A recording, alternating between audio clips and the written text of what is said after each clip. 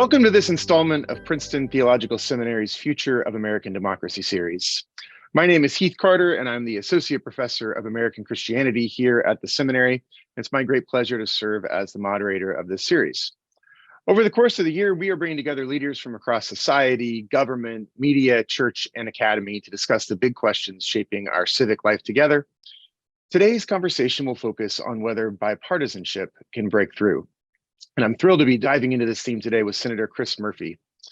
Chris Murphy is a United States Senator from Connecticut. He serves on the Foreign Relations Committee, the Health, Education, Labor, and Pensions Committee, and the Appropriations Committee.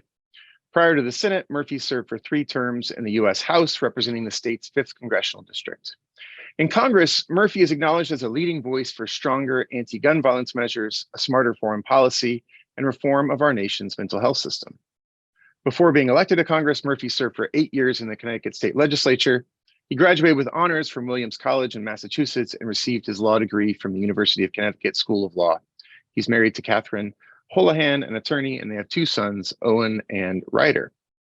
If you have questions about or suggestions for the series, please email democracy.panels@ptsem.edu. And to keep up to date with the wider conversations I'm convening, you can find us at ptsem.edu. But without further ado, welcome, Senator.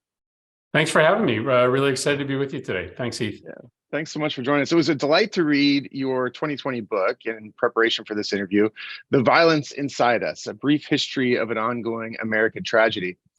In the book, you mentioned that you're, a believer in positive visualization, and that in the years after the tragic shooting at Sandy Hook Elementary School, you imagine, quote, the day may be still years away when I will walk out of the United States Senate chamber, having just helped pass the first meaningful legislation to crack down on gun violence in a generation.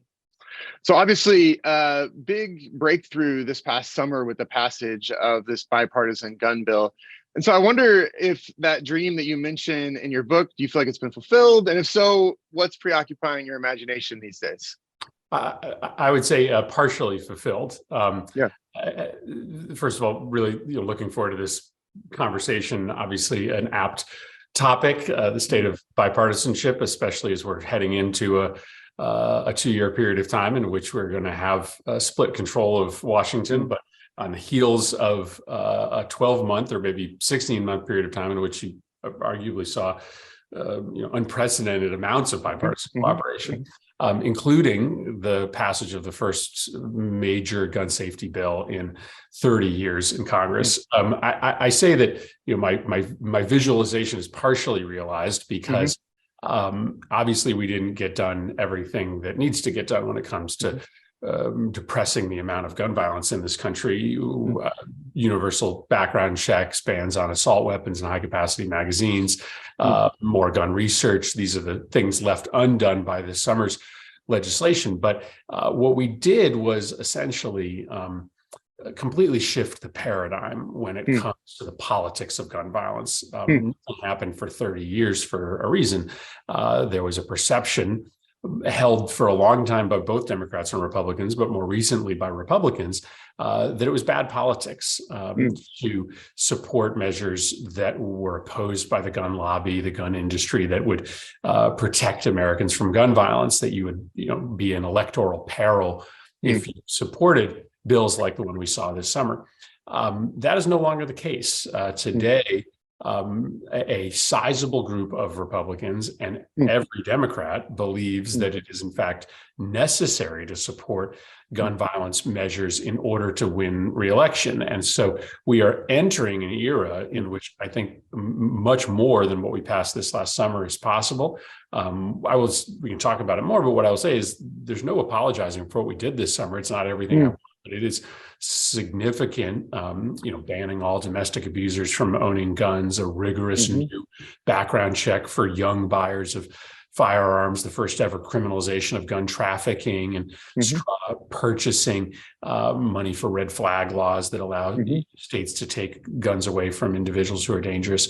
All of that is substantial, but I think maybe what is most substantial is the fact that we now have convinced the majority of the Congress that it is necessary for your political survival to support gun safety measures.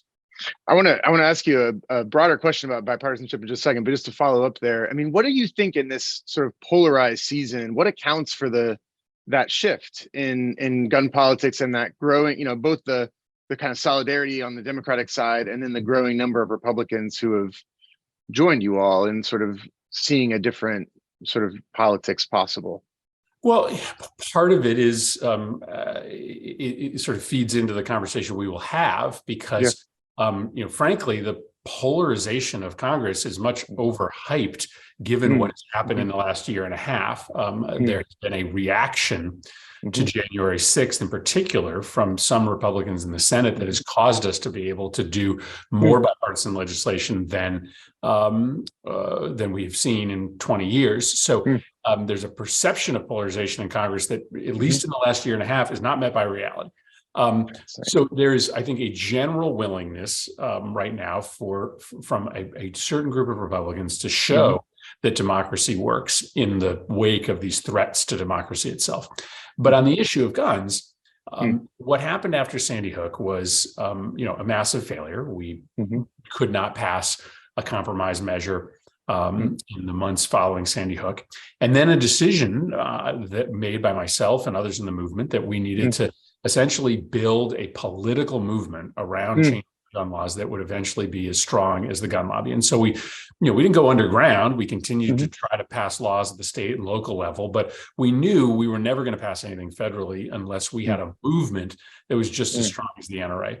And so that became the Giffords organization, Moms Demand Action. Every town eventually March for Our Lives, and Students Demand Action, the younger people joining the movement. And, by this summer, when this bill came up, we just had more political power, as evidenced by a comment from a senator from Wyoming.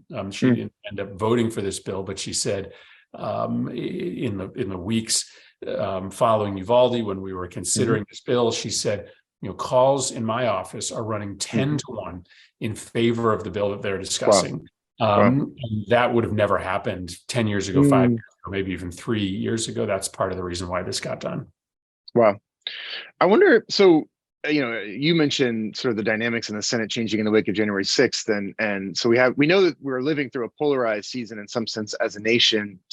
It's also a season in which, I think as Americans look with somewhat suspicion sort of across the aisle, maybe less so in the Senate. And I'm curious what your thoughts are. But there's also, I think, especially among younger generations, sort of a growing impatience with incremental change. And so I wonder about, as you think about bipartisanship and the possibilities of bipartisan compromise and whatnot, you obviously did this with the gun bill this summer. I mean, how do you make an argument for the kind of incremental change that can be achieved through these bipartisan measures when on the ground there is some, desire for sort of more thoroughgoing, overhaul? How do you think about that? How do you make that case? Well, I would point out that in other areas, we have enacted change that is much more aggressive on climate, for instance.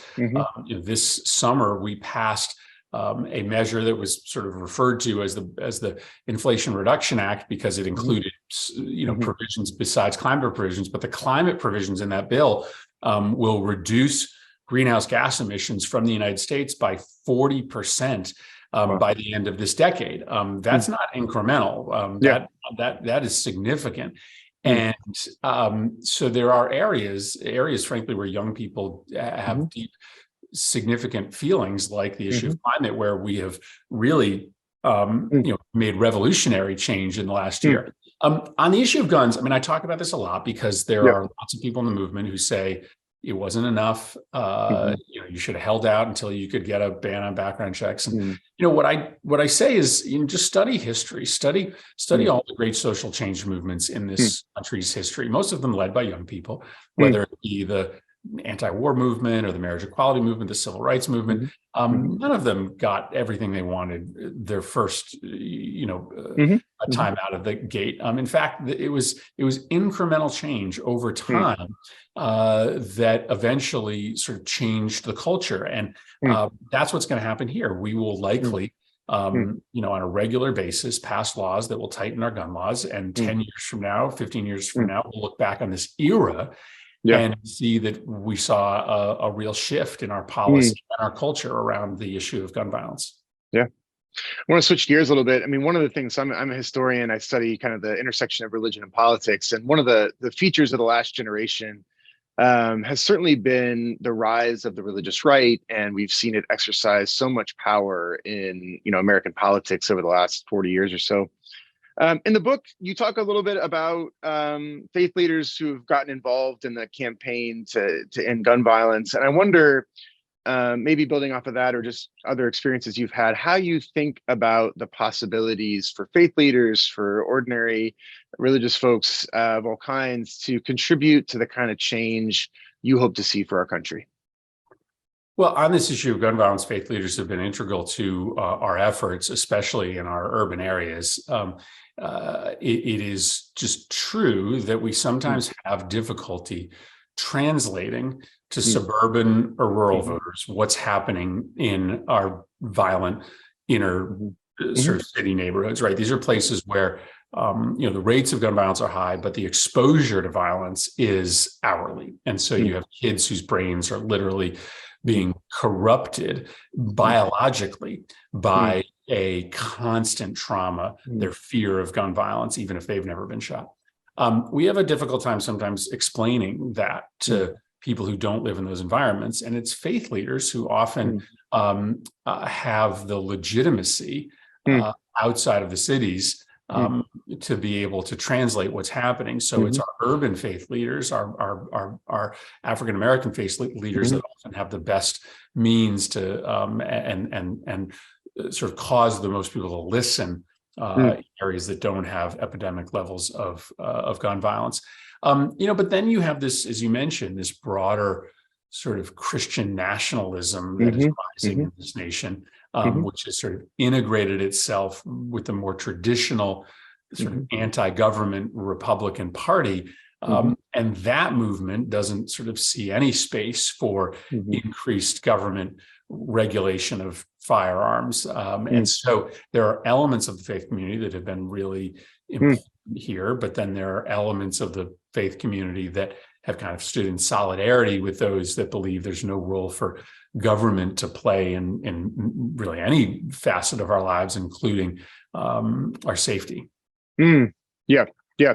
I wonder, just to follow up there briefly, do you think about, there's been criticisms at times over the course of the religious right's life over the last generation that Democrats haven't been able to draw on the language of faith and a pluralistic faith, cutting across traditions. Do you see, are Democrats getting better at that? Are there opportunities for Democrats to continue to grow in that?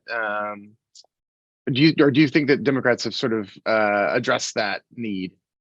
Oh, no, absolutely not. Listen, I think there's a general feeling in this country that the Democratic Party and the progressive movement sort of lives in judgment of many people who have a more conservative outlook on life and who have a life that is deeply connected to faith. We don't talk about our faith enough. I